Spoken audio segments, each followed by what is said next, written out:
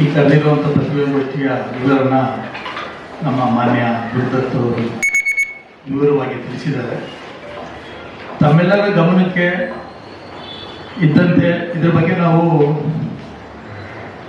ಸಾಕಷ್ಟು ವಿಚಾರಣೆಗಳಲ್ಲಿ ತಾವೆಲ್ಲರನ್ನು ನೋಡಿದ್ದೀರ.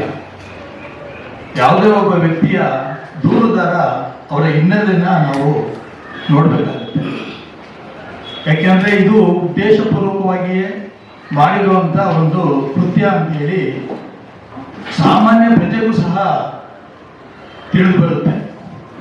ಯಾವುದೇ ಒಬ್ಬ ವ್ಯಕ್ತಿ ಲಂಚ ನೀಡುವಂಥ ಸಮಯದಲ್ಲಿ 3 ಜನ 4 ಜನ ಹೋಗಿ ಒಟ್ಟಿಗೆ ಲಂಚ ಕೊಡೋದಿಲ್ಲ.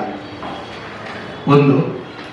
ಎರಡನೇದಾಗಿ ಯಾವುದೇ ಅಧಿಕಾರಿ ಲಂಚ ಪಡೆಯುವಂಥ ಸಂದರ್ಭದಲ್ಲಿ ಬೇರೆ ಬೇರೆ ಹೆಸರುಗಳನ್ನ ಅವರು ಉಲ್ಲೇಖ ಮಾಡಿರೋದು ಸಾಮಾನ್ಯವಾಗಿ ಎಲ್ಲ ಸಮಯದಲ್ಲೂ ಕೇಳಿಬರ್ತಾ ಇದೆ.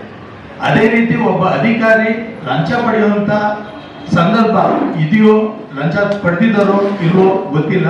ಆದರೆ ಉದ್ದೇಶಪೂರ್ವಕವಾಗಿ ನಡೆದಂಥ ಘಟನೆಯಲ್ಲಿ ಆ ಅಧಿಕಾರಿ ಒಂದು ಮಾನ್ಯ ಅಬಕಾರಿ ಸಚಿವರ ಹೆಸರನ್ನ ಉಲ್ಲೇಖ ಮಾಡಿರೋದು ತುಂಬ ನಮಗೆ ನೋವಿನ ಸಂಗತಿ.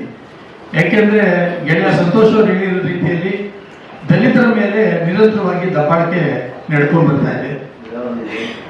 ವಿಶೇಷವಾಗಿ ನಮ್ಮ KH ಮುನಿಯಪ್ಪ ಸಾಹೇಬರು ಒಂದು ಇಲಾಖೆಯಲ್ಲಿ ಅಕ್ಕಿ ಕಳ್ಳತನ ಆಗ್ತಾ ಇದೆ, ಅದು ಬೇರೆ ರೀತಿಯಲ್ಲಿ ಕಳ್ಳಸಂತೆ ವ್ಯಾಪಾರ ನಡೀತಾ ಇದೆ ಅನ್ನೋದ್ರ ಬಗ್ಗೆ ಅವ್ರ ಮೇಲೆ ಆಪಾದನೆ ಹೊರಿಸುವಂಥದ್ದು.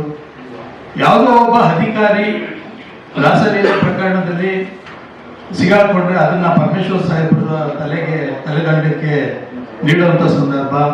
ಜೊತೆಗೆ ಆಂಜನೇಯ ಸಾಹೇಬರು ಕಳೆದ ಬಾರಿ ಸಮಾಜ ಕಲ್ಯಾಣ ಇಲಾಖೆಯಲ್ಲಿರುವಂಥ ಸಂದರ್ಭದಲ್ಲಿ ಸಾಕಷ್ಟು ಒಳ್ಳೆ ಕೆಲಸಗಳು ಮಾಡಿದ್ರು ಸಹ ಅವ್ರ ಮೇಲೆ ಆಪಾದನೆ ತಂದಂಥದ್ದು. ಇದೆಲ್ಲ ನಿರಂತರವಾಗಿ ದಲಿತ ಅಧಿಕಾರಿ ಮತ್ತು ದಲಿತ ರಾಜಕಾರಣಿಗಳ ಮೇಲೆ ನಡೀತಾ ಇರುವಂಥ ಹುನ್ನಾರ ಅಂತೇಳಿ ನಮಗೆ ಮೇಲ್ನೋಟಕ್ಕೆ ಸಾಮಾನ್ಯ ಪ್ರಜೆಗೂ ಸಹ ಕಂಡು ಬರ್ತಾ ಇದೆ. ಈ ಬಗ್ಗೆ ಪತ್ರಿಕಾ ಮಾಧ್ಯಮ ಮಿತ್ರರು ತಾವೆಲ್ಲ ಏನಿದ್ದೀರಾ, ಸತ್ಯಾಸತ್ಯತೆಯನ್ನ ನೀವೆಲ್ಲ ಬಯಲಿಗೆ ಹೇಳುವಂಥ ಸಹ ಕೆಲಸನ ಮಾಡಬೇಕಾಗುತ್ತೆ. ಜೊತೆಗೆ ದೂರುದಾರ ಈ ಲಕ್ಷ್ಮೀನಾರಾಯಣ ಏನಿದ್ದಾರೆ ಅವ್ರ ಹಿನ್ನೆಲೆಯನ್ನ ನೀವು ಕೆದಕ್ದಾಗ ನಿಮ್ಗೆಲ್ಲರಿಗೂ ಗೊತ್ತಾಗುತ್ತೆ ಇದು ಎಷ್ಟು ಮಟ್ಟಿಗೆ ಸರಿ ಇದೆ ಅನ್ನೋದ್ರ ಬಗ್ಗೆ ನೀವು ತಿಳ್ಕೋಬೇಕಂತೇಳಿ ಈ ಸಂದರ್ಭದಲ್ಲಿ ತಮ್ಮಲ್ಲಿ ಕಳಕಳಿಯ ಮನವಿ ಮಾಡ್ಕೊಳ್ತೀವಿ. ಜೊತೆಗೆ ಈ ವಿಚಾರಗಳ ನಮ್ಮ ಆರ್.ಬಿ. ತಿಮ್ಮಾಪುರ ಸಾಹೇಬರ ಅಭಿಮಾನಿ ಬಳಗ ನಾವು ಏನಿದ್ದೀವಿ, ನಾವು ಪ್ರಾಮಾಣಿಕವಾಗಿ ಅವ್ರ ಜೊತೆಯಲ್ಲಿ ನಾವು ಇರ್ತೀವಿ. ಅವ್ರಿಗೇನಾದರೂ ಬೇರೆ ರೀತಿಯಲ್ಲಿ ತೊಂದರೆ ಕೊಡಕ್ಕೆ ಬಂದರೆ ಇಡೀ ರಾಜ್ಯದಲ್ಲಿರುವಂಥ ನಮ್ಮ ಜನಾಂಗ ಏನಿದೆ ಅದರ ಅಷ್ಟು ಜನರು ಸಹ ಇಡೀ ರಾಜ್ಯದಲ್ಲಿ ನಾವು ಪ್ರತಿಭಟನೆಗೆ ಮುಂದಿನ ದಿನಗಳಲ್ಲಿ ನಾವು ಮುಂದೆ ಇಡ್ಬೋದು ಅಂತೇಳಿ ಈ ಸಂದರ್ಭದಲ್ಲಿ ಹೇಳೋದಕ್ಕೆ ಇಷ್ಟಪಡ್ತೀನಿ. ಎಲ್ಲರಿಗೂ ನಮಸ್ಕಾರ.